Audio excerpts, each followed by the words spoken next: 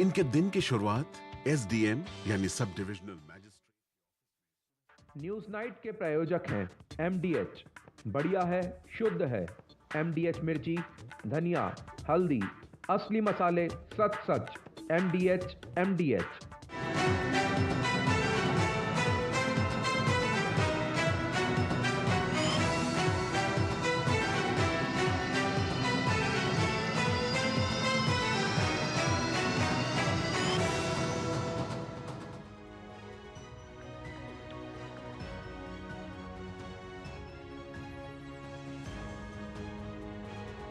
नमस्कार, रात के 8 बज गए हैं और आप डीडी न्यूज पर देख रहे हैं खबरों का prime time show news night. मैं हूं आपके साथ आरेंद्र।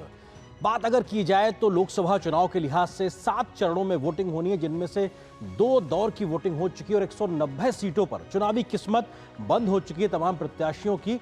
अभी तीसरे दौर की वोटिंग की बात की जाए तो 7 मई को यह मतदान होना है, लेकिन उससे पहले एक रेस दिखाई पड़ रही है इस बात की, क्या मौसम में ज्यादा गर्मी है या फिर चुनावी मुद्दों की गर्मी ज्यादा है। इन दोनों के बीच में एक होड़ सी दिखाई पड़ रही है, मौसम की तपिश या फिर चुनावी मसले और मुद्दों की तपिश। आज भी धुआंधार चुनाव प्रचार देखने को मिला है। प्रधानमंत्री आज झारखंड और बिहार में पहुंचे, उन्होंने 3 रैलियों को संबोधित किया और कानपुर में अब से कुछ देर पहले उन्होंने रोड शो किया। बीजेपी के तमाम स्टार प्रचारक भी जमीन पर उतरे हुए हैं, तो एनडीए के साथ साथ इंडिया गठबंधन के भी तमाम बड़े नेता, स्टार प्रचारक पहुंचे हुए हैं जनता के बीच में समर्थन हासिल करने को लेकर। लेकिन मुद्दे भी ऐसे बहुत से हैं जिसको लेकर चुनावी तापमान बढ़ता जा रहा है। चाहे बात आरक्षण की हो, संविधान की हो, चाहे फिर हो बात धर्म के आधार पर आरक्षण देने को लेकर, किस प्रकार से व्यक्तिगत हमलों के तौर पर भी बात आगे बढ़ती दिखाई पड़ रही है। तो कैसे आज दिन भर चुनावी तापमान बढ़ता गया, मसलों और मुद्दों को लेकर इस पर करेंगे विस्तार से चर्चा। इसके अलावा भी दिखाएंगे देश दुनिया की हर जरूरी और महत्वपूर्ण खबर। शुरुआत करते हैं इस वक्त की सुर्खियों के साथ। प्रधानमंत्री मोदी ने झारखंड और बिहार में की धुआंधार जनसभाएं। भ्रष्टाचार और तुष्टीकरण को लेकर कांग्रेस और उसके सहयोगियों पर साधा निशाना। कहा, गोधरा के गुनहगारों को बचाने की लालू यादव और सोनिया गांधी ने रची थी साजिश।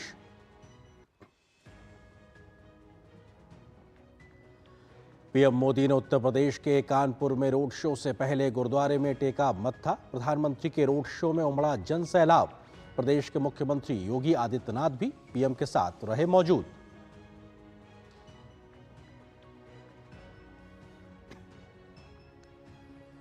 कांग्रेस पार्टी को फिर लगा बड़ा झटका। दिल्ली प्रदेश कांग्रेस के पूर्व अध्यक्ष अरविंदर सिंह लवली और 4 अन्य नेताओं ने थामा भाजपा का दामन। वहीं ओडिशा की पूरी सीट से पार्टी की उम्मीदवार सुचारिता मोहंती ने फंड नहीं मिलने का हवाला देकर लौटाया कांग्रेस का टिकट। भाजपा और एनडीए के दिग्गजों ने जमकर आज किया प्रचार। अमित शाह ने गुजरात और दमनदीप, तो योगी आदित्यनाथ ने मध्य प्रदेश में संभाली कमान। मनसुख मंडाविया ने जैतपुर में किया रोड शो। धर्मेंद्र प्रधान ने ओडिशा के एक सार्वजनिक बैठक को किया संबोधित। वहीं आरएलडी के राष्ट्रीय अध्यक्ष जयंत चौधरी ने भी उत्तर प्रदेश के संभल में की जनसभा। चुनावी अभियान में विपक्ष भी पूरे दमखम से हुआ शामिल। गुजरात के बनासकांठा में प्रियंका गांधी वाड्रा ने कांग्रेस के लिए मांगे वोट। सपा प्रमुख अखिलेश यादव ने बदायूं में की जनसभा। ममता बनर्जी ने नदिया में की जनसभा। प्रचार के साथ साथ नामांकन भी हुआ तेज।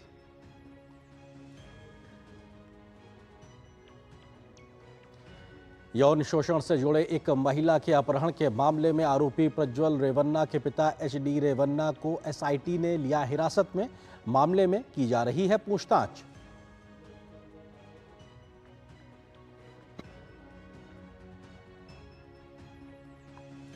अमेरिकी राष्ट्रपति के जेनोफोबिक संबंधी बयान को भारत ने किया खारिज। विदेश मंत्री डॉक्टर एस जयशंकर ने कहा, विविध समाजों और समुदाय के लोगों के लिए खुला और स्वागत करने वाला देश रहा है भारत।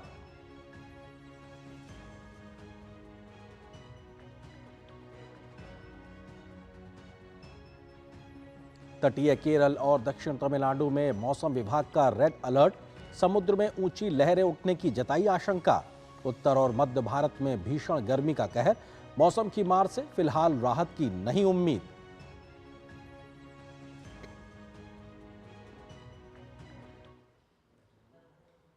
तो आप देख रहे थे अभी इस वक्त की सुर्खियां, खबरों पर डालते हैं विस्तार से नजर। प्रधानमंत्री मोदी ने आज बिहार और झारखंड में 3 रैलियां की तो विपक्षियों पर वो जमकर हमलावर नजर आए।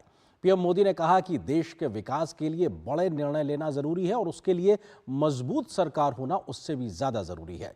पीएम मोदी ने अपने बीते 10 साल के कार्यकाल का रिपोर्ट कार्ड जनता के सामने पेश किया तो विपक्षियों को परिवारवाद, भ्रष्टाचार और तुष्टीकरण के मुद्दे पर जमकर घेरा। पीएम मोदी ने कहा कि उन्होंने गरीबी को करीब से देखा है, इसलिए वो गरीबों के दर्द को समझते हैं, जबकि कांग्रेस के लोग देश को लूटने में व्यस्त रहे हैं।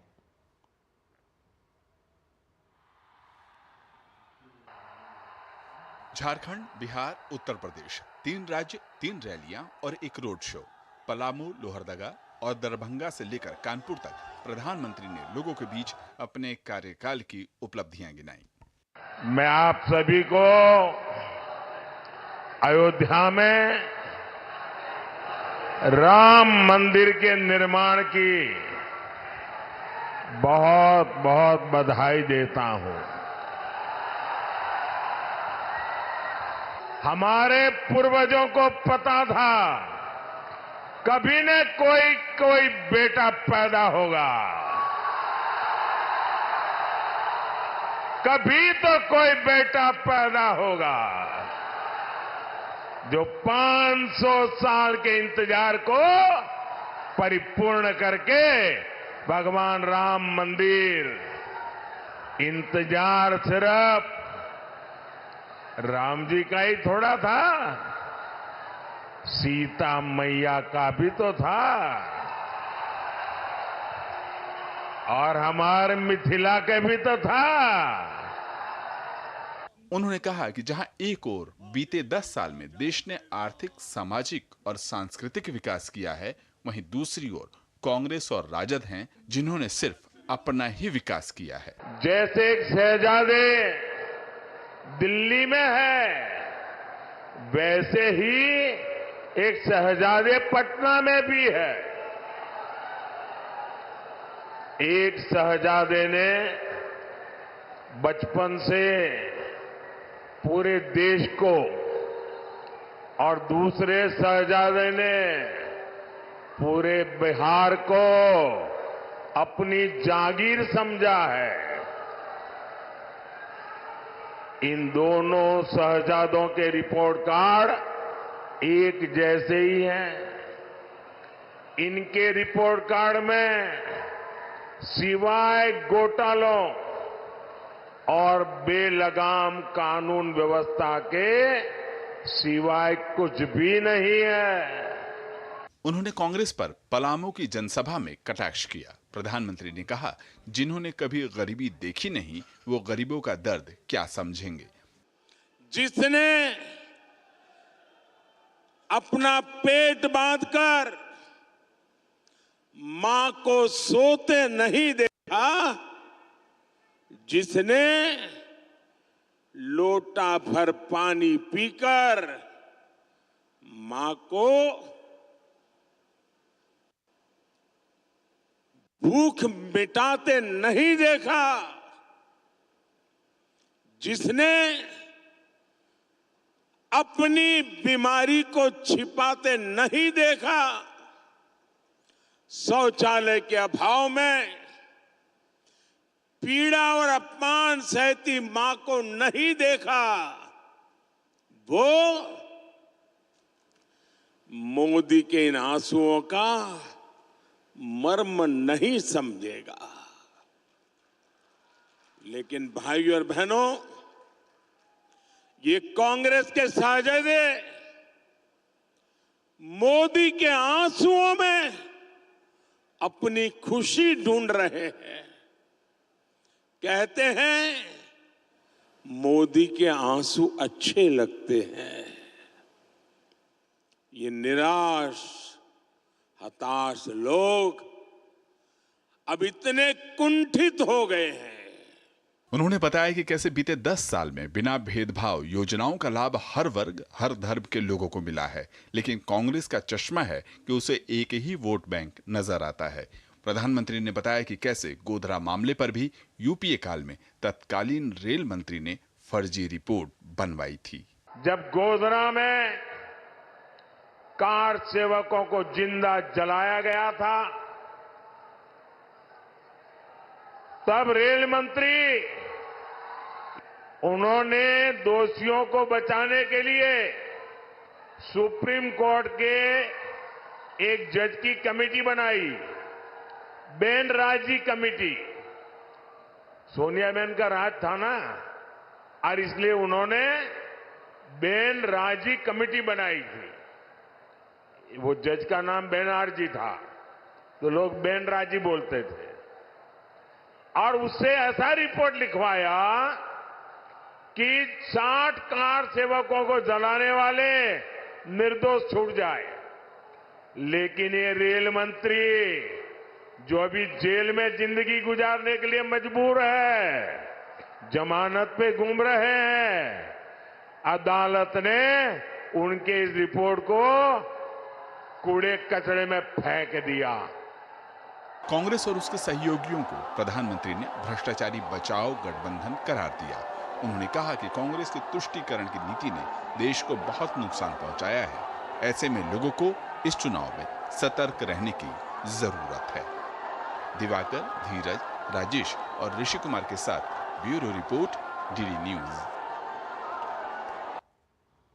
तो मुद्दों के लिहाज से अगर बात की जाए तो कई और ऐसे मसले और मुद्दे रहे जिनको लेकर आज सियासी तापमान बढ़ता दिखाई पड़ा। प्रधानमंत्री ने 3 रैलियां संबोधित की बिहार और झारखंड में, तो उन्होंने कई मसलों को एक तरीके से सामने रखा। उन्होंने कहा कि कैसे कांग्रेस और विपक्षी दल भ्रष्टाचारवाद की बात हो या फिर परिवारवाद की बात हो, किस प्रकार से संलिप्त रहे हैं तमाम प्रकार के घपले और घोटाले में लेकर। उन्होंने साथ ही ये भी कहा कि मुख्यमंत्री और प्रधानमंत्री के तौर पर लगभग 25 वर्षों का उनके सार्वजनिक जीवन में एक पैसे का उन पे आरोप नहीं लगा है। अपनी बेदाग छवि को भी उन्होंने सामने रखा। साथ ही साथ बात पाकिस्तान को लेकर भी हुई। जब आंतरिक सुरक्षा की बात हो रही थी, उन्होंने साफ तौर से कहा कि वो एक दौर था जब यूपीए के समय में लव लेटर यानी डोजियर भेजे जाते थे पाकिस्तान को, लेकिन अब आज नया भारत है जो घर में घुसकर मारता है। क्या कुछ मुद्दे उछलते नजर आए, आइए आपको दिखाते हैं खास रिपोर्ट।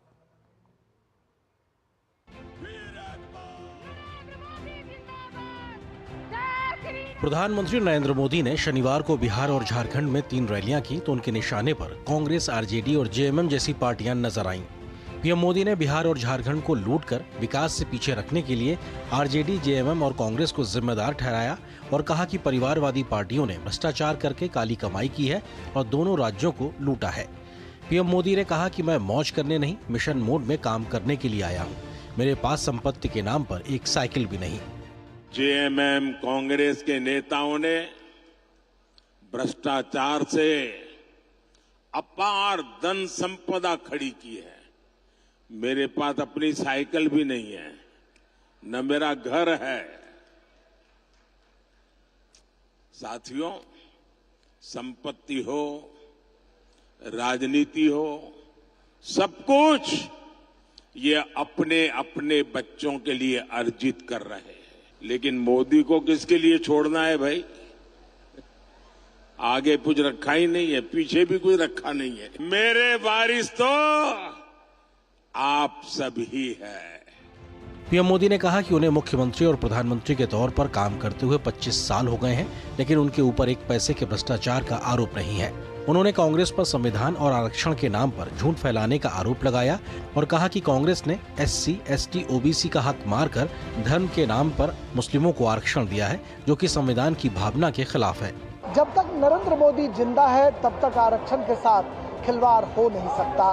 प्रधानमंत्री नरेंद्र मोदी ने मिथिलांचल के महत्वपूर्ण शहर दरभंगा में एक रैली को संबोधित करते हुए राहुल गांधी और तेजस्वी यादव पर शहजादे कहकर जहां चुटकी ली, वहीं आरजेडी पर निशाना भी साधा कि आरजेडी सामाजिक न्याय के नाम पर सिर्फ और सिर्फ तुष्टीकरण करती है। वहीं पीएम मोदी ने यूपीए सरकार के दौरान देश में नक्सलवाद और आतंकवाद को बढ़ावा देने का आरोप लगाया और कहा कि कांग्रेस सरकार पाकिस्तान को आतंकी हमले के बाद डोजियर के रूप में प्रेम पत्र भेजती थी, लेकिन मोदी सरकार के समय में नया भारत आतंकियों को घर में घुसकर मारता है।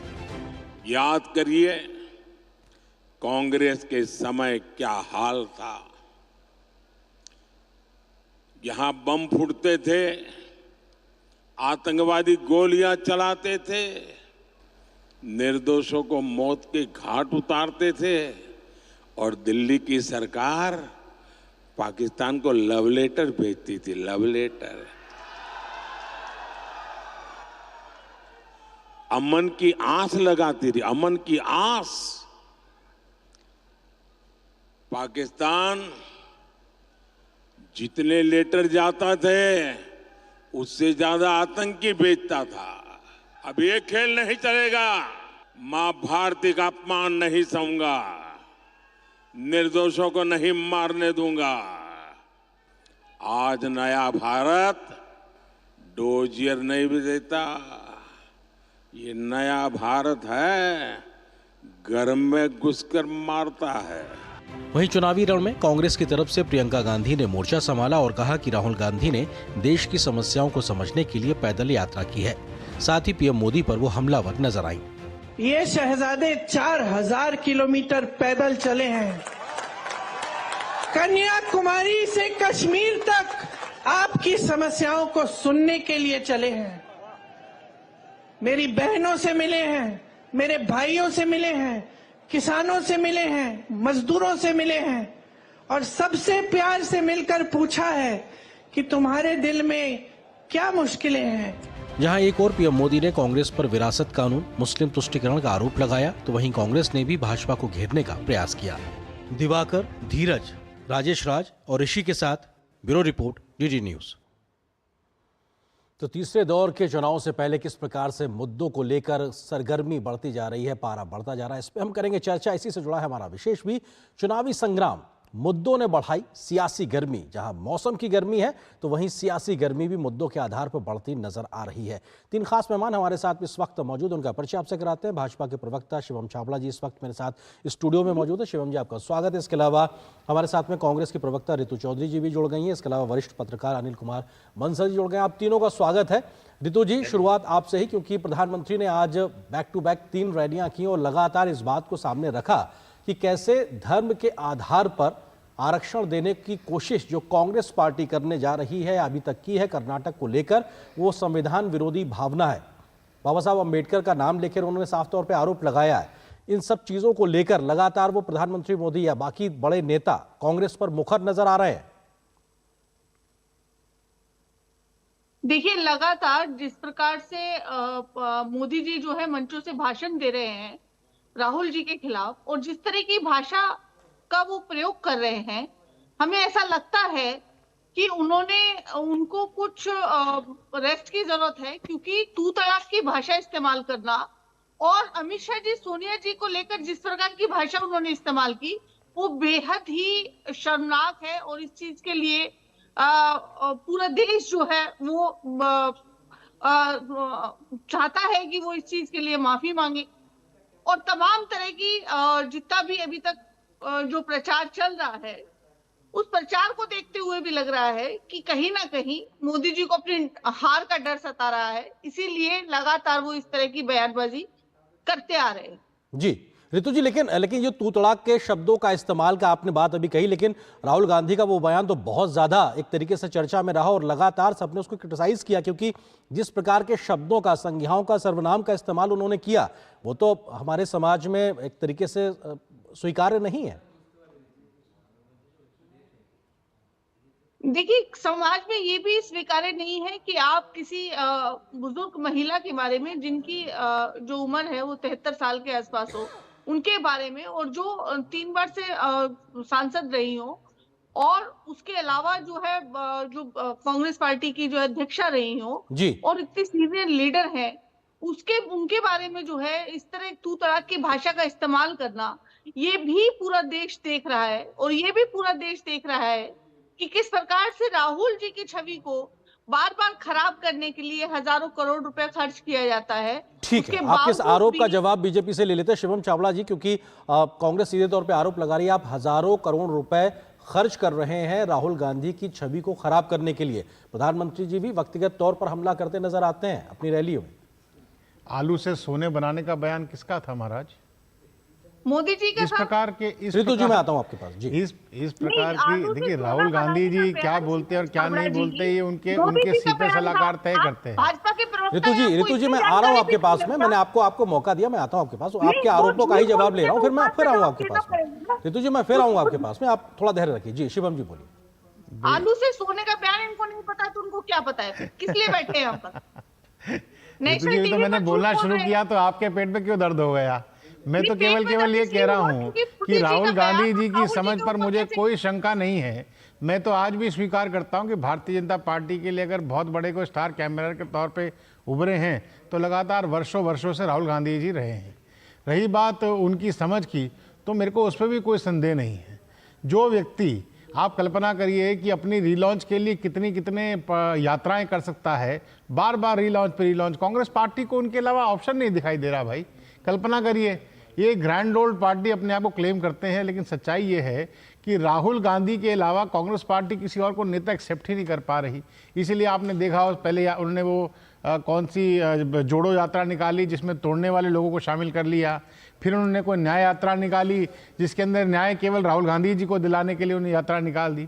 तो कहीं ना कहीं इनका जो हम कह सकते हैं पॉलिटिकल डिस्कोर्स में हम कह सकते हैं राजनीतिक दिवालियापन कांग्रेस पार्टी का सिद्ध होता है। और जिन रही मुद्दों की बात, तो इनकी अपशब्दों की तो मैं कह रहा हूँ फहरिस्त है। लगभग सैकड़ों ऐसे विशेषण होंगे जिसका उपयोग कर कांग्रेस पार्टी के अध्यक्ष और उनके नेताओं ने प्रधानमंत्री को एड्रेस किया होगा। अरे आप बताइए, गरीब माँ के बेटा अगर इस देश का प्रधानमंत्री बनता है तो मुझे समझ में नहीं आती परिवारवाद से ग्रसित दल के लोग, उनकी पीड़ा क्यों होती है, ये उनको उत्तर देना चाहिए। इस देश के अंदर में जिन लोगों ने तुष्टीकरण की राजनीति कर करके देश का नुकसान कर दिया, आखिरकार आज भी वही कर रहे हैं हिंदू मुसलमान। अरे भाई, विकास की बात करो तो उनको लगता है नहीं हमारा काम बनेगा नहीं, तुष्टीकरण पे चलते हैं, परिवारवाद पे चलते हैं। कांग्रेस ये कहती है कि आप लोग हिंदू मुस्लिम करते हैं। मैं आता हूं आपके पास में, वरिष्ठ पत्रकार अनिल कुमार बंसल जी हमारे साथ मौजूद है। अनिल जी, आपको लगता है कि दूसरे दौर के बाद अब तीसरे दौर के वोटिंग में 2 दिन बचे हैं, 5 और 6 तारीख को, 7 को तो वोटिंग होनी है, कौन से मुद्दे इस वक्त हावी नजर आ रहे हैं चुनावी रैलियों को ध्यान रख के, प्रचार की इस तपिश को ध्यान रखते हुए? देखिए, मुद्दे तो साफ हैं। जो एनडीए है उसकी तरफ से विपक्ष पर एक तरह से मुस्लिम तुष्टीकरण का आरोप लगाया जा रहा है, भ्रष्टाचार का आरोप लगाया जा रहा है, और एक तरह से एकजुट नहीं है वो, या उनका कोई प्रधानमंत्री पद का उम्मीदवार नहीं है, तो सीधे तौर पर यह कहा जा रहा है कि वो स्थायी सरकार नहीं दे पाएंगे। और जो विपक्ष है वो अपनी जगह है, उन्होंने सीधा आरक्षण खत्म कर देंगे, एनडीए तीसरी बार सत्ता में आएगी, संविधान बदल देगी, 400 पार इसीलिए मांगा जा रहा है, नहीं तो 303 सीटें पिछली बार आई थी वो कम थी क्या। तो ये नैरेटिव, हर दोनों पक्ष अपना अपना नैरेटिव जनता के बीच में ले जा रहे हैं।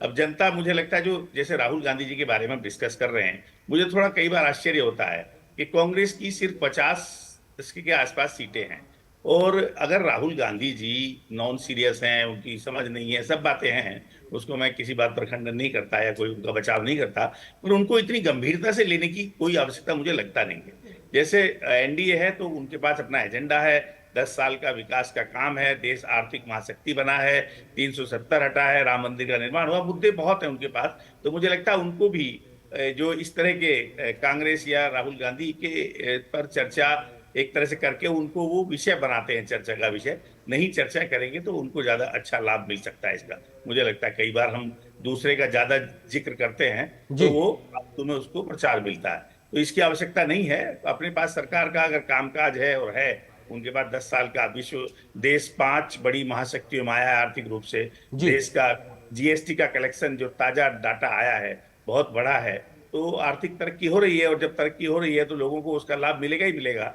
तो ये सब स्थितियां हैं, तो अपने सरकार को काफी है सरकार के पास वोट मांगने के लिए। मुझे लगता है विपक्ष की चर्चा नहीं भी करेंगे तो भी उनका काम चलेगा। ठीक है, रितु चौधरी जी कांग्रेस की ओर से हमारे साथ जुड़ी। रितु जी, क्योंकि आज भी ये लगातार आरोप लगा कि परिवारवाद हो, भ्रष्टाचार हो, और प्रधानमंत्री ने सीधे तौर पर बिहार और झारखंड से इस बात को सामने रखा, बिहार में जंगल राज का जिक्र किया, झारखंड में कैसे वहां पर भ्रष्टाचार करके राज्य को लूटा गया, इस पर लगातार घेरते नजर आ रहे हैं। और वो ये भी कह रहे हैं कि भ्रष्टाचारी सब मिलके एकजुट हो गए हैं, बचाने की कोशिश हो रही है। तुष्टीकरण को लेकर भी एक तीखा हमला देखने को मिला। ये वो मसले हैं जिस पे लगातार कांग्रेस पे सवाल होते रहे और अभी भी हो रहे हैं। देखिए, भ्रष्टाचार एकजुट होकर, ये तो बिल्कुल सच बात कही उन्होंने कि भ्रष्टाचारी सब एकजुट हो गए हैं भाजपा पार्टी में, और भाजपाई जो है जिसको भी उठाओगे वो ही भ्रष्टाचारी निकलता है। आप देख लीजिए कि जो है मोदी जी कहते थे कि 70,000 करोड़ का घोटाला किया, उनसे चक्की पिसवाएंगे, उनको जो है डिप्टी चीफ मिनिस्टर बना देते हैं। आप देख लीजिए, हेमंत बिस्वा को देखिए, शुभेंदु अधिकारी जी को देख लीजिए, आप तमाम उन नेताओं को देख लीजिए जो भ्रष्टाचार पर जिनके ऊपर गंभीर इल्जाम है, और वो मोदी जी के साथ मंच जो है साझा कर रहे हैं। मोदी जी के साथ मंच वो भी साझा कर रहे हैं जो मास रेप के आरोपी हैं, वो भी मंच साझा जो है मोदी जी के साथ करते हैं। और जिस जंगल राज की बात जो है मोदी जी करते हैं, तो मैं आपको बताना चाहूंगी कि दुनिया के सबसे बड़े लोकतंत्र में 10 साल से अघोषित इमरजेंसी लगी हुई है। इसको जंगल राज बोलते हैं, जंगल राज इसे बोलते हैं जहां पर जो है इमरजेंसी घोषित भी न की जाए और 10 साल तक आप इमरजेंसी लगा के रखो और बेहिसाब जो है तानाशाही जो तुगलकी फरमान है वो जनता के ऊपर थोप दो, चाहे वो नोटबंदी का हो, चाहे वो कोरोना के समय 1 घंटे का समय भी नहीं दिया गया और दिल्ली खाली करने को बोल दिया गया, हजारों लोगों की शिवम जी, क्योंकि अघोषित इमरजेंसी आपने लागू कर रखी है और तानाशाही चल रही है आपकी, ये कांग्रेस आरोप लगा रही है आपके ऊपर, 10 साल से आपने ऐसा कर रखा है। देश में इमरजेंसी लागू करने वाला दल इस प्रकार से अगर बयानबाजी करेगा तो निश्चित रूप से हास्यास्पद होता है, लेकिन मैं उनकी पीड़ा को समझ सकता हूं। मैं इसलिए पीड़ा को समझ सकता हूं कि हम धारा 370 खत्म करने की बात करते हैं और ये कहते हैं कि दोबारा हम धारा 370 लागू कर देंगे। हम कहते हैं कि भगवान राम इस देश की आस्था का केंद्र है, हम कहते हैं कि भगवान राम इस देश की सांस्कृतिक प्रतीक के रूप में विराजमान है, और ये कहते हैं कि साहब भगवान राम का कोई अस्तित्व नहीं है। तो आप तय कर लीजिए। हम कहते हैं कि हमारी सरकार ने प्रधानमंत्री मोदी जी के नेतृत्व में विश्व की 5वें सबसे बड़ी अर्थव्यवस्था बना करके दिखाया। ये कहते हैं नहीं साहब हमारी आंखों में पट्टी बंदी, हम नहीं देखेंगे। हम कहते हैं कि आज हम डिफेंस के मामले में डिफेंस की जो हमने प्रोडक्शन करी उसके हम एक्सपोर्टर बन गए। कहते हैं नहीं साहब ये सब ढकोसलेबाजी है, ये सब जुमलाबाजी है। हम कहते हैं कि हमने देश के 80 करोड़ लोगों तक फ्री राशन पहुंचाया, उनके जरूरत के समय पहुंचाया। ये कहते हैं नहीं साहब ये सब आप ये तो हमारी सरकार करती आई है, आपने नया काम क्या कर दिया। हम कहते हैं कि देश के 25 करोड़ लोगों को हमने गरीबी रेखा से ऊपर लाने का काम किया। ये कहते हैं नहीं साहब ये भी एक आपका फेक प्रोपेगेंडा है। तो अब आप बता दीजिए भाई कि कौन सी राह पे चलना है और कौन सी भी नहीं चलना है। रही राहुल गांधी जी की बात, जो पहले अमेठी छोड़ के भागे थे, वायनाड पहुंच गए, अब वायनाड छोड़ करके रायबरेली पहुंच गए। ये उनको तय कर लेना चाहिए कि साहब भरे चुनाव के अंदर में, अरे आप बता दीजिए भाई, आप भी इंडिपेंडेंट है, एक आपने पॉलिटिकल एनालिस्ट भी बिठाए हैं। मैं उन माननीय सर से भी पूछना चाहूंगा, सर आप भी इस पर थोड़ा प्रकाश डालिए कि ऐसा कौन सा नेता है जो भरे चुनाव के अंदर में आप कल्पना, मैं तो इस बात की अपेक्षा कर रहा हूं कि होने में भी तो 5वें चरण के चुनाव में ये भाग लेने जा रहे हैं रायबरेली में, हो सकता है 7वें चरण के चुनाव में हिमाचल से या कहीं और से भी चुनाव लड़ने की इनकी इच्छा जारी हो जाए, क्योंकि इस बात का डर इनको हो गया है कि साहब वायनाड भी एक सेफ ऑप्शन नहीं है। वत्सल जी, अनिल जी, आपको लगता है कि राहुल गांधी के रायबरेली जाने का मसला कल से लेकर आज तक सबसे बड़े मुद्दों के तौर पर है और लगातार इस पर बात हो रही है? कल प्रधानमंत्री से लेकर आज अमित शाह जी और तमाम बड़े नेताओं ने कटाक्ष किया है और कई प्रकार के रण छोड़ देने वाले व्यक्ति के तौर पर संबोधित भी किया जा रहा है। आपको लगता है कि कांग्रेस की रणनीति के लिहाज से एक ऐसा मसला हो गया जिसपे बहुत ज्यादा बात हो रही है? नहीं, आर्यन जी, राजनीतिक दल जो है वो राजनीतिक मुद्दा बनाएंगे, इसमें कोई आश्चर्य की बात नहीं है। और सबको जब चुनाव मैदान में लड़ाई है तो आमने सामने एक दूसरे पर आरोप लगाएंगे, मुद्दा भी बनाएंगे। और ये मुद्दा है कि भाई अमेठी की जगह वो रायबरेली गए, लेकिन दोनों सीटें चूंकि उनके परिवार के पास थी और सोनिया जी राज्यसभा चली गई तो रायबरेली में किसी न किसी को लड़ना था, तो उनको लगा कि रायबरेली ज्यादा बेहतर है, या 1960 से ये सीट हमारे परिवार के पास रही है, तो उस पर वो आ गए। एक सीट तो उनको छोड़नी थी। और अमेठी में पहले भी आपने देखा होगा 77 में जब आपातकाल के बाद चुनाव हुआ तो संजय गांधी पहला चुनाव लड़े थे और हारे थे। नवीन प्रताप सिंह थे जनता पार्टी के उम्मीदवार, उन्होंने उनको हराया था। तो ऐसा नहीं है कि अमेठी और रायबरेली कोई बहुत ऐसे गढ़ हैं कांग्रेस के जो कभी ना हारे हो। ज्यादा समय तक कांग्रेस रही है, कांग्रेस हारती भी रही है। तो ये मुद्दा भाजपा के लिए तो अवश्य है कि भाई आप वायनाड में थे तो आपको जरूरत क्या थी। पर देखिए 2-2 सीट से सब लड़ते रहे हैं और भी नेता लड़ते रहे हैं, मैं यहाँ उसका उल्लेख करना नहीं चाहूंगा। और पहले इस्तीफा भी देते रहे हैं। हमारे माननीय अटल जी भी एक जमाने में 3 सीट से लड़े थे 1957 में। तो ये कोई बात नहीं है। पर हाँ, अमेठी सीट से कहा जा रहा था कि ये नैरेटिव निश्चित रूप से है कि चूंकि वो 2019 में उनको स्मृति ईरानी जी ने हरा दिया था, तो स्मृति ईरानी जी उनको चुनौती दे रही थी कि फिर आओ मैदान में, तो वो अगर रायबरेली गए हैं तो भाजपा को ये कहने का मौका है कि भाई वो डर गए स्मृति ईरानी जी से और फिर हारने के डर से डर गए। तो ये मान के चल सकते हैं कि या तो उनको रायबरेली ज्यादा सुरक्षित सीट लग रही है, वो इसलिए वहां चले गए, और अमेठी में उन्होंने अभी उसको छोड़ दिया। पर बीजेपी का है बहुत संक्षेप में छोटा सबमिशन एक छोटा सा करना चाहता हूं सर, मैं मतलब उसमें बहुत ज्यादा आपकी बात 100 रुपए की, लेकिन केवल मैं छोटी बात ही कह रहा हूं। जो अटल जी चुनाव लड़े थे तो वो कूटनीतिक निर्णय था और वो निर्णय एक साथ लिया गया था। ऐसा नहीं था कि साहब आप चुनाव लड़ चुके हैं, आपकी देखिए रणनीति तो सबकी अपनी अपनी हो सकती है, और कांग्रेस कह रही है कि कांग्रेस कह रही है कि वो शतरंज के माहिर खिलाड़ी हैं। अभी आप देखिए कैसे चीजें अनफोल्ड होंगी, आपको भी कई प्रकार के सरप्राइजेस मिलेंगे। फिलहाल वक्त अनुमति नहीं दे रहा। बहुत बहुत शुक्रिया आप तीनों मेहमानों का हमारे साथ चर्चा में जुड़ने के लिए, इस विषय पर विस्तार से बात करने के लिए। और यहाँ पर एक छोटे से ब्रेक के लिए रुकते हैं, बहुत जल्द हाजिर होंगे कुछ और खबरों से आपको रूबरू कराएंगे। जिन्होंने यूज किया है वो जानते हैं असली हींग का स्वाद। MDH सुपर हींग, शुद्धता का असली तड़का। MDH। राहुल जी, कहाँ भागे जा रहे हो इतनी बारिश में? अरे पापा बस वोट डाल के आया। बेटा मौसम देख, अभी जाना जरूरी है क्या? पापा पहले बरसात के समय कैसे कच्चे मकान में सब पानी पानी हो जाता था, अब जिसने हमें पक्की छत दी है उसे वोट भी तो भाग के जाके देना होगा ना। तो आप भी चलो ना मेरे साथ। हाँ चल रहा हूँ चल। जिसकी गारंटी ने जिंदगी संवारी, उसको वोट देने की गारंटी हमारी। कमल का बटन दबाएं, भाजपा को जिताएं। सर आपका KYC अपडेट करना है, नहीं तो अकाउंट और ATM कार्ड ब्लॉक हो जाएगा। सावधान सावधान। 2.5 करोड़ का इनाम मुझे। देखिए अनजाने कॉल्स, फर्जी ईमेल्स, लिंक्स और जाली ऐप से अपना पिन, OTP, पासवर्ड कभी भी किसी के साथ शेयर न करें। आप रहेंगे सावधान तो नहीं होगा नुकसान। RBI कहता है जानकार बनिए, सतर्क रहिए। आपकी सुरक्षा है हमारे लिए बहुमूल्य, इसलिए जब भी लें LPG सिलेंडर जरूर कराएं प्री डिलीवरी जांच। आपकी सुरक्षा को और बेहतर सुनिश्चित करने के लिए हर घर में हो रही है रसोई गैस उपकरणों की सुरक्षा जांच। अगर सुरक्षा होस खराब हो तो तुरंत बदलवाएं। आपातकालीन स्थिति में कॉल करें 1906। स्वच्छ ईंधन का वादा, सुरक्षित रसोई का इरादा। मैं क्या जी सब जानते हैं, जहां दिखे मारियो, अपना समझ के खा लियो।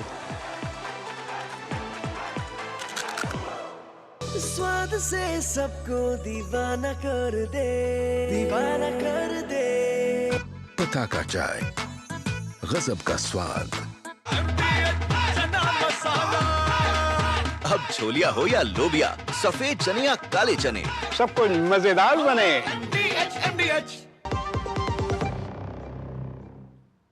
और ब्रेक के बाद अब बात करते हैं प्रचार को लेकर। कैसे आज एनडीए के तमाम बड़े नेताओं ने आज जनता के बीच पहुंचकर अपनी बात सामने रखी। एनडीए के बड़े नेता हों या बीजेपी के बड़े नेता, सभी ने 10 साल मोदी सरकार के कामों को जनता के सामने रखा, तो विपक्षियों पर वो जमकर हमलावर भी नजर आए। किस तरीके से, चाहे अमित शाह हो, चाहे राजनाथ सिंह हो, योगी आदित्यनाथ हो, अनुराग सिंह ठाकुर हो या तमाम अन्य बड़े नेता आज जनता के बीच प्रचार करने पहुंचे। और साथ ही साथ कुछ बड़े दिग्गजों ने आज नामांकन भी दाखिल किया। कैसा रहा एनडीए की ओर से प्रचार, देखते हैं इस खास रिपोर्ट में। लोकसभा चुनाव के लिए भाजपा ने प्रचार में पूरी ताकत झोंक दी है। भाजपा के वरिष्ठ नेता अमित शाह ने आज गुजरात के दमन दीव में चुनाव प्रचार किया।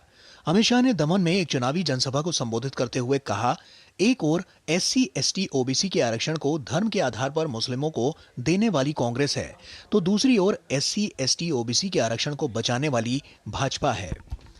एक और 12 लाख करोड़ के घपले, घोटाले, भ्रष्टाचार करने वाला इंडी अलायंस और कांग्रेस पार्टी है, तो दूसरी ओर 23 साल तक मुख्यमंत्री और प्रधानमंत्री रहने के बाद भी जिस पर 25 पैसे का भी करप्शन का आरोप नहीं है, ऐसे नरेंद्र मोदी।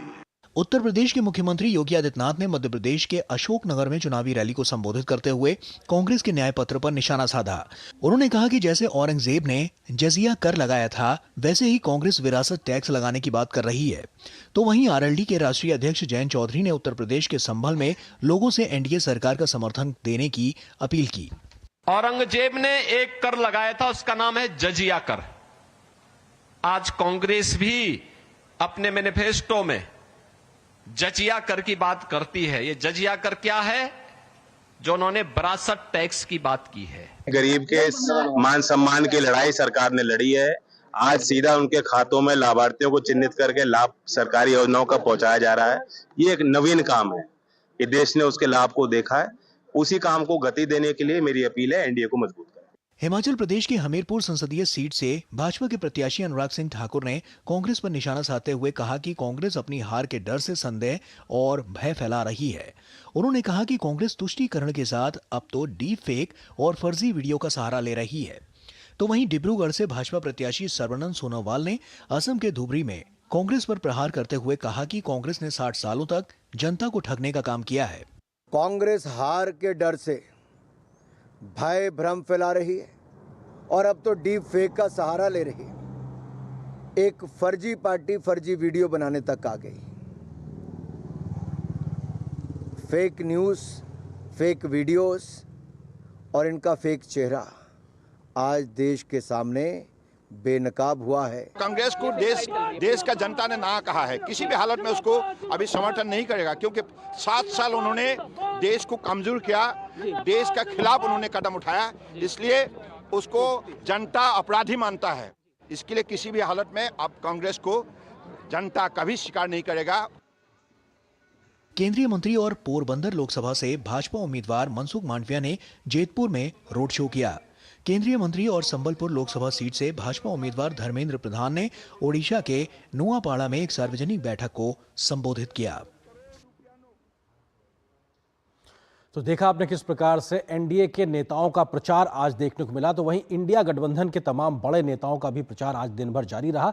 जनता से वो वोट मांगते नजर आए, लेकिन कांग्रेस को दिल्ली से एक बड़ा झटका लगा जब कांग्रेस के अपने पूर्व अध्यक्ष अरविंदर सिंह लवली, प्रदेश के पूर्व अध्यक्ष, कई और कांग्रेसी नेताओं के साथ बीजेपी में शामिल हो गए। तो ये कांग्रेस के लिए एक बड़ा झटका दिल्ली से था। तो साथ ही साथ आज खबर उड़ीसा के पुरी से भी कांग्रेस के लिए बेहतर नहीं आई। वहां पे कांग्रेस की जो उम्मीदवार थी उन्होंने चुनाव लड़ने से मना कर दिया और पार्टी का सिंबल वापस कर दिया। ऐसे में कांग्रेस के लिहाज से कहीं सेटबैक रहा। क्या है पूरी खबर, देखिए इस रिपोर्ट में।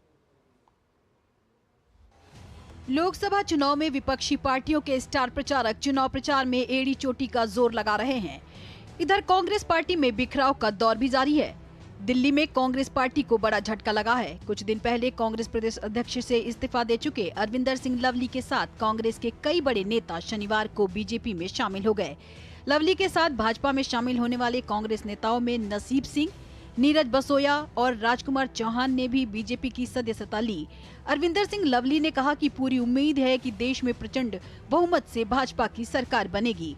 तो वहीं कांग्रेस की ओडिशा की पुरी लोकसभा सीट से उम्मीदवार सुचरिता मोहंती ने आर्थिक कारणों का हवाला देते हुए अपना नाम वापस ले लिया।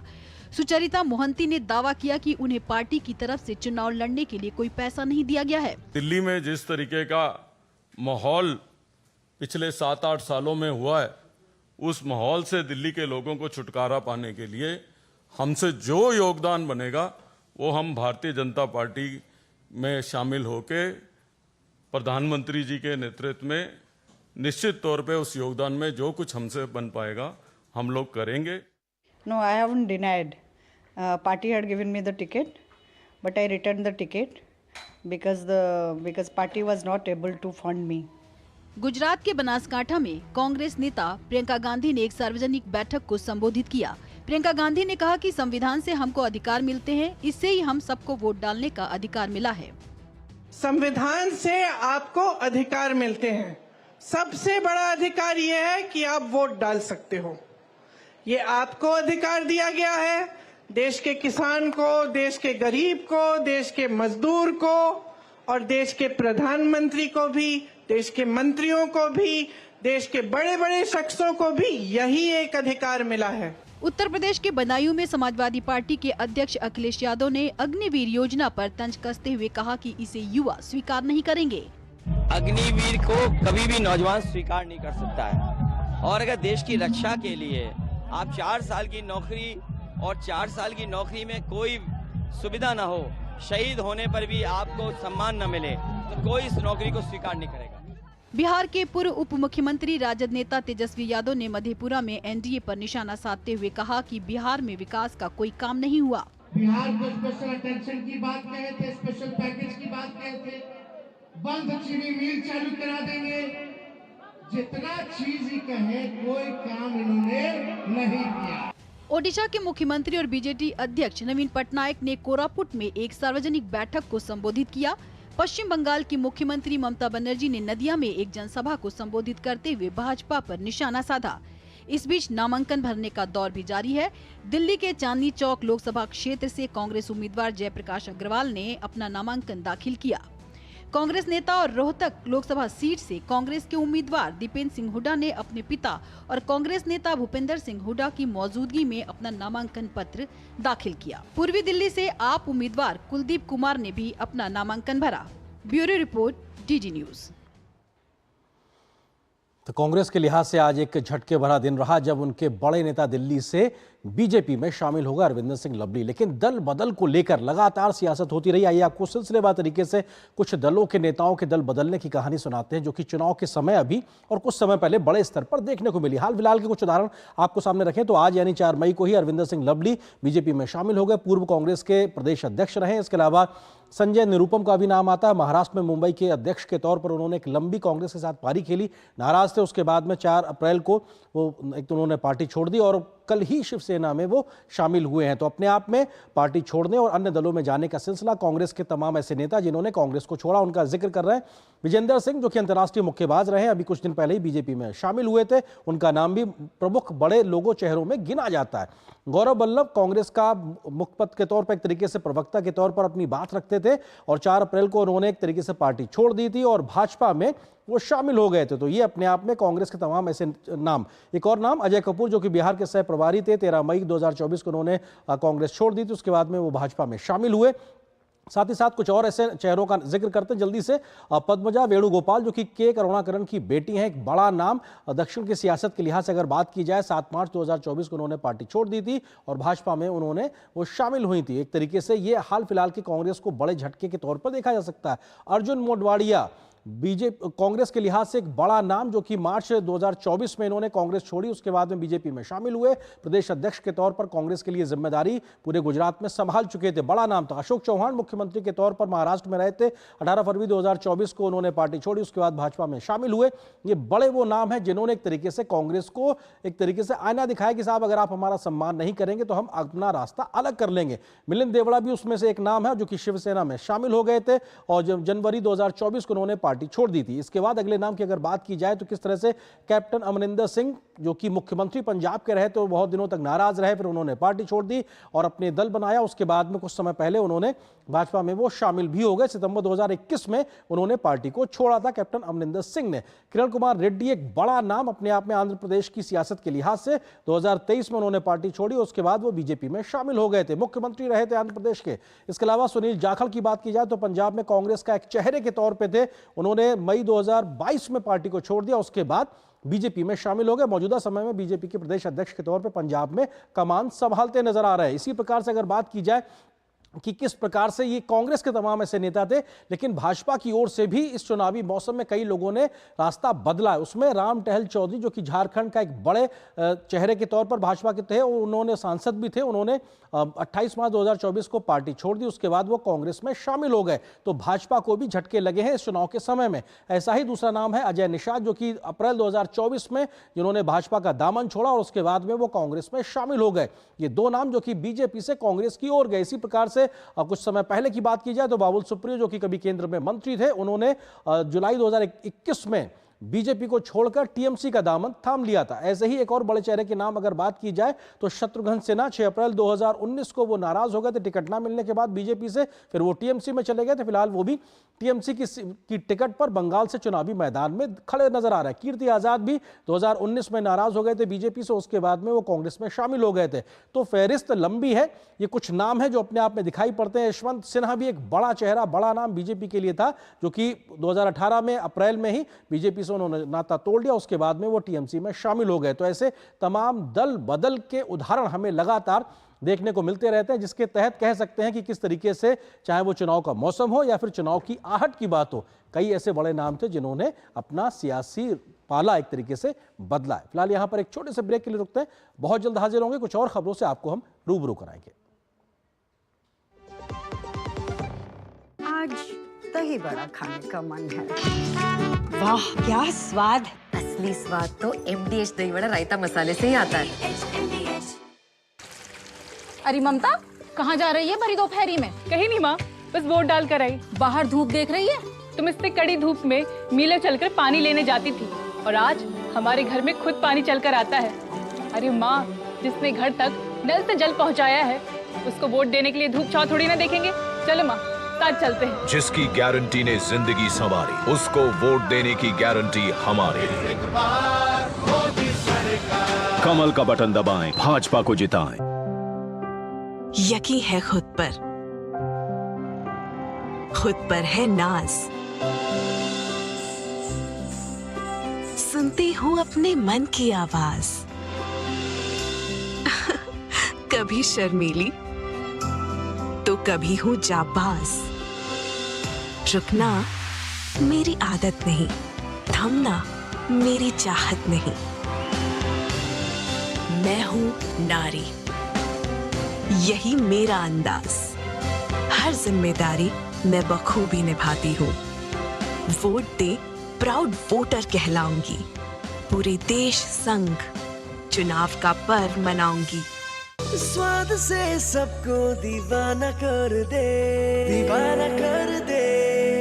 पता का चाय, गजब का स्वाद। पॉलिसी बाजार से टर्म लाइफ इंश्योरेंस लेने के कुछ साल बाद मेरी वाइफ को कैंसर डायग्नोस हुआ और वो नहीं रही। उनकी कमी तो पूरी नहीं हो सकती और टर्म लाइफ इंश्योरेंस के पैसे से बच्चों की फ्यूचर की चिंता नहीं रही। पॉलिसी बाजार ने क्लेम दिलाने में बहुत सपोर्ट किया। पॉलिसी बाजार पे 1 करोड़ का टर्म लाइफ इंश्योरेंस सिर्फ 470 रुपए महीने से शुरू। आधे बाउल दही में 4 चम्मच MDH चटनी पुदीना मसाला डाला, स्टर करो, पुदीना चटनी तैयार। MDH चटनी पुदीना मसाला।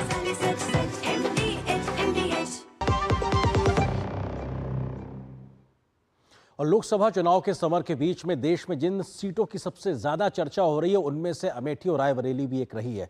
कल राहुल गांधी ने रायबरेली से पर्चा भरा और अमेठी सीट को उन्होंने एक तरीके से छोड़ दी, क्योंकि चर्चा ये थी कि वो अमेठी से शायद पर्चा भरेंगे। उसके बाद से ये पूरा मामला सियासी तौर पर लगातार गरमाया हुआ है। कल से लेकर आज तक बीजेपी लगातार राहुल गांधी को घेर रही है कि आखिर उन्होंने वो मैदान छोड़ा क्यों है, क्या वो सुरक्षित सीट की ओर आ जाना चाहते हैं। इसको लेकर लगातार जहां बीजेपी कांग्रेस और राहुल गांधी पर हमलावर है, तो कांग्रेस ने भी पलटवार किया है। क्या है पूरी खबर, देखिए इस रिपोर्ट में। अमेठी को छोड़कर रायबरेली की सीट से अंतिम लम्हों में चुनाव लड़ने के कांग्रेस नेता राहुल गांधी के फैसले ने चुनावी तापमान बढ़ा दिया है। उत्तर प्रदेश की हाई प्रोफाइल सीटों में शुमार गांधी परिवार की परंपरागत सीट अमेठी से राहुल गांधी के चुनाव न लड़कर रायबरेली से चुनावी मैदान में उतरने के फैसले पर भाजपा हमलावर है। केंद्रीय गृह मंत्री अमित शाह ने दमन में चुनावी सभा को संबोधित करते हुए तंज कसा कि सीटों में कोई दिक्कत नहीं है, दिक्कत आप में है। आप जहां जाओगे वहां हारोगे। क्या आज हालत हुई राहुल? पहले अमेठी से लड़ते थे, स्मृति ईरानी जी के सामने हारे, वायनाड भागे। इस बार वायनाड में जोखम लगा है, अब रायबरेली गए हैं। अरे राहुल बाबा, यहां से वहां, वहां से यहां, यहां से वहां क्यों कर रहे हो? मैं आपको बता देता हूं, सीटों में कोई प्रॉब्लम नहीं है, प्रॉब्लम आप में है। जहां जाओगे वहां हारोगे। वहीं रायबरेली लोकसभा क्षेत्र से भाजपा उम्मीदवार दिनेश सिंह ने राहुल गांधी के रायबरेली से चुनाव लड़ने पर तंज कसते हुए कहा कि राहुल गांधी अमेठी से भागकर रायबरेली आ गए हैं। क्या सही में राहुल गांधी अमेठी जीतना चाहते हैं? क्या सही में राहुल गांधी रायबरेली जीतना चाहते हैं? अमेठी जीतना होता तो अपने चपरासी को लोकसभा का टिकट देते। हालांकि राहुल गांधी के 2 जगह से चुनाव लड़ने पर कांग्रेस नेता जयराम रमेश ने भी पलटवार करते हुए लाल कृष्ण आडवाणी और सुषमा स्वराज का हवाला देते हुए कहा कि 2 जगह से चुनाव क्यों नहीं लड़ा जा सकता। जबकि कांग्रेस के पूर्व नेता आचार्य प्रमोद कृष्णम ने कहा कि राहुल गांधी का अमेठी से चुनाव न लड़ना कांग्रेस के कार्यकर्ताओं के जोश को ठंडा करने का काम है। 4 जून को जब चुनाव का रिजल्ट आएगा तो कांग्रेस का एक और विभाजन होना निश्चित है। नरेंद्र मोदी 2 सीटों से नहीं लड़े थे क्या? लाल कृष्ण आडवाणी 2 सीटों से कभी नहीं लड़े थे क्या? सुषमा स्वराज 2 सीटों से नहीं लड़ी थी क्या? अटल बिहारी वाजपेयी 2 सीटों से नहीं लड़े थे? राहुल गांधी की जो पलायनवादी नीति है, जिस तरह से उन्होंने अमेठी को छोड़ा है, उसके बाद पूरे देश के कांग्रेस के कार्यकर्ताओं का मनोबल गिर गया है। देश की आज़ादी के बाद कांग्रेस का एक और विभाजन होना सुनिश्चित है। जहां राहुल गांधी के फैसले को लेकर जहां चुनावी सरगर्मी तेज है, वहीं राहुल गांधी के अमेठी से चुनाव न लड़ने से कांग्रेस समर्थकों में निराशा है। Bureau report, DD news. और बात छत्तीसगढ़ की करते हैं। छत्तीसगढ़ के सीएम विष्णुदेव साय राज्य के 7 लोकसभा सीटों पर धुआंधार प्रचार कर रहे हैं। डीडी न्यूज से खास बातचीत करते हुए मुख्यमंत्री विष्णुदेव साय ने दावा किया है कि छत्तीसगढ़ की सभी 11 लोकसभा सीट बीजेपी जीत रही है।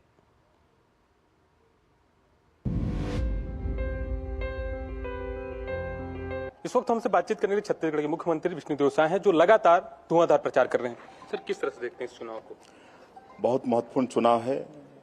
देश के यशस्वी प्रधानमंत्री श्री नरेंद्र मोदी जी को तीसरी बार प्रधानमंत्री बनाने का चुनाव है। 10 वर्षों में प्रधानमंत्री जी ने देश के गांव, गरीब, किसान, मजदूरों के लिए चिंता किया है। सबका साथ, सबका विकास, सबका विश्वास और सबका प्रयास, इसको मूल मंत्र मानते हुए उन्होंने काम किया है।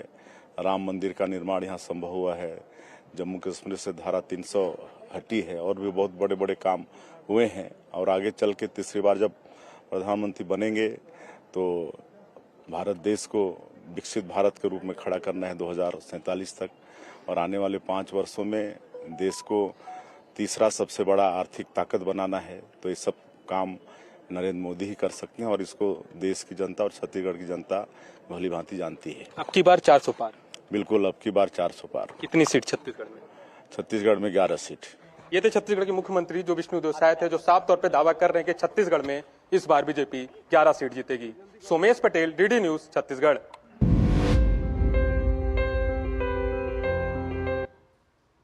न्यूज नाइट में खबरों का सफर लगातार जारी रहेगा। फिलहाल एक छोटे से ब्रेक के लिए उठते हैं।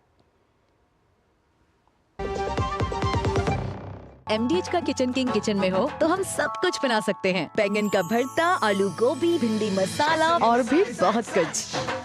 MDH। कब से हम इंतजार कर रहे हैं, कहाँ थे तुम? सॉरी सिस्टर, वो रास्ते में हमारा वोटिंग बूथ पड़ता है तो बस वोट डालने रुक गया था। वोट?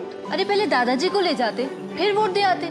बेटा, जिनकी वजह से मेरा मुफ्त में इलाज हुआ, पहले उसे तो वोट देना चाहिए ना। हाँ दादा। वापसी पे वोटिंग बूथ पे रुककर फिर घर चले। ठीक है दादा। जिसकी गारंटी ने जिंदगी संवारी, उसको वोट देने की गारंटी हमारी। कमल का बटन दबाएं, भाजपा को जिताएं। शुक्ला बता रहा था आपके बाबूजी ने जायदाद का कुछ हिस्सा नौकर के नाम कर दिया। अब नौकर हर काम अपना घर समझ के करेगा। समरकूल, जो हर दिल करे कबूल।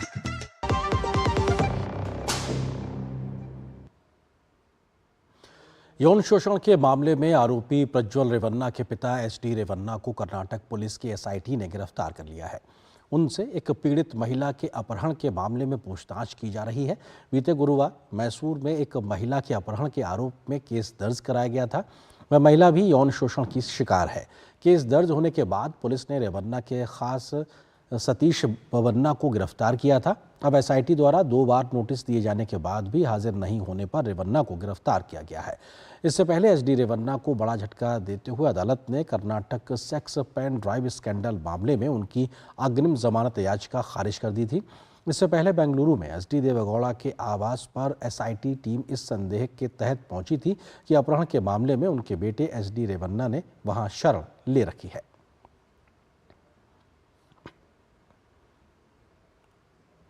और खबर जम्मू कश्मीर से। सूत्रों के अनुसार जम्मू कश्मीर में पुंछ के सनाई टॉप इलाके में आतंकवादियों ने भारतीय वायुसेना के काफिले को निशाना बनाकर एक हमला किया है।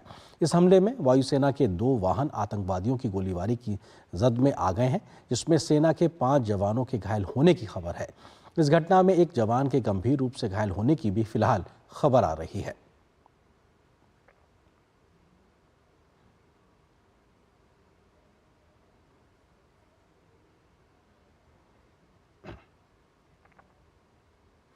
विदेश मंत्री डॉक्टर एस जयशंकर ने ओडिशा की राजधानी भुवनेश्वर में प्रेस वार्ता को आज संबोधित किया।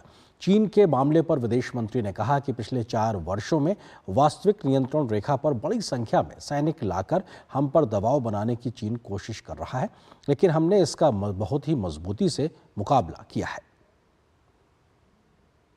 In last 4 years, attempt has been made to put pressure on us by bringing lot of troops to the line of actual control. We have very strongly countered it. Today, many troops, thousands of troops of the Indian Army are on deployment in the line of LAC alongside the China. I want to say this. When it comes to national security, Modi government will never make a compromise. It can be cross-border terrorism from Pakistan. It can be pressure on the border from China. It can be terrorism we had in the past from Myanmar border before we did the land boundary agreement, even from Bangladesh. That we are very clear for us, Bharat first, security first. There is no compromise. यहाँ पर एक और छोटे से break के लिए रुकते हैं।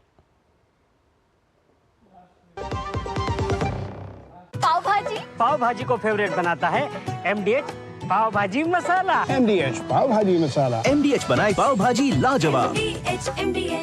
कब से हम इंतजार कर रहे हैं, कहाँ थे तुम? सॉरी सिस्टर, वो रास्ते में हमारा वोटिंग बूथ पड़ता है तो बस वोट डालने रुक गया था। वोट? अरे पहले दादाजी को ले जाते, फिर वोट दे आते। बेटा, जिनकी वजह से मेरा मुफ्त में इलाज हुआ, पहले उसे तो वोट देना चाहिए ना। हाँ दादा। वापसी पे वोटिंग बूथ पे रुककर फिर घर चलेंगे। ठीक है दादा। आराम से।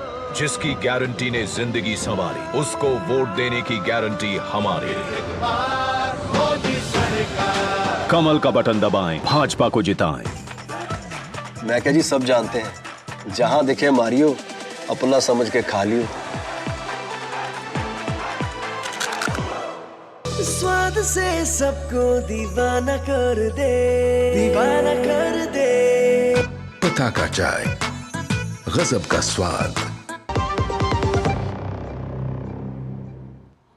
और न्यूज नाइट के अंत में आपको छोड़ जाते हैं कुछ और राष्ट्रीय महत्व की खबरों के साथ। फटाफट अंदाज में आप देखिए इन खबरों को दिलचस्प अंदाज में। मुझे और मेरी पूरी टीम को दीजिए अनुमति। नमस्कार।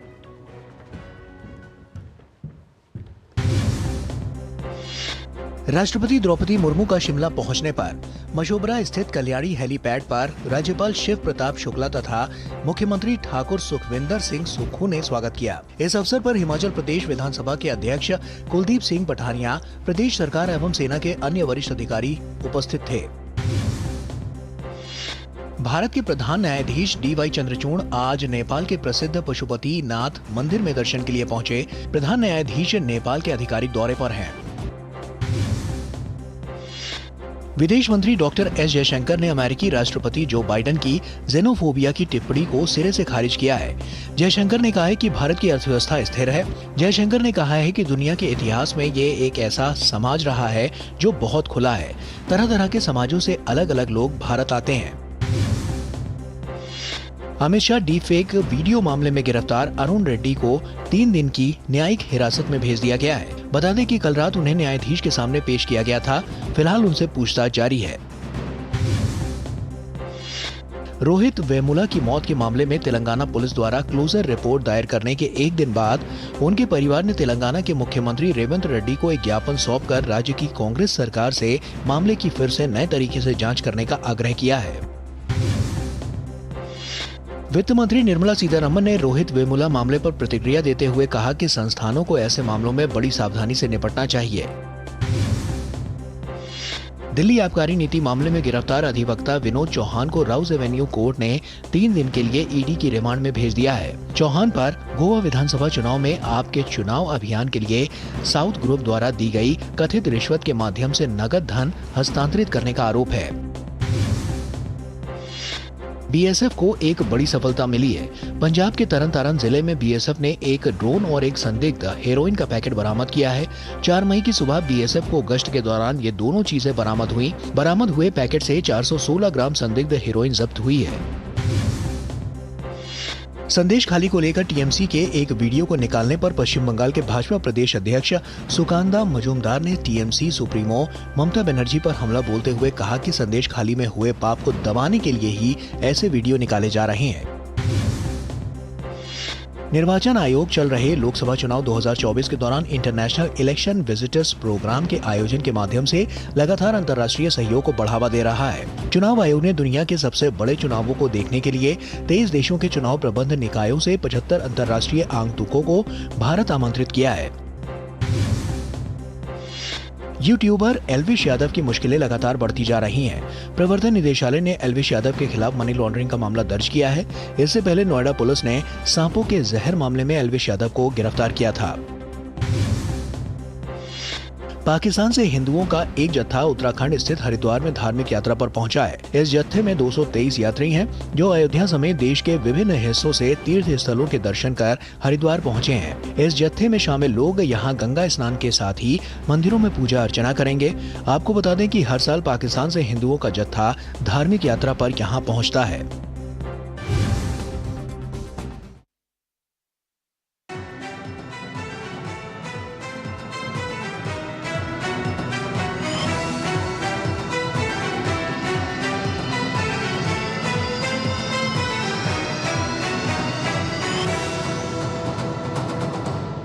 न्यूज नाइट के प्रायोजक थे MDH, बढ़िया है, शुद्ध है। MDH मिर्ची, धनिया, हल्दी, असली मसाले, सच। MDH।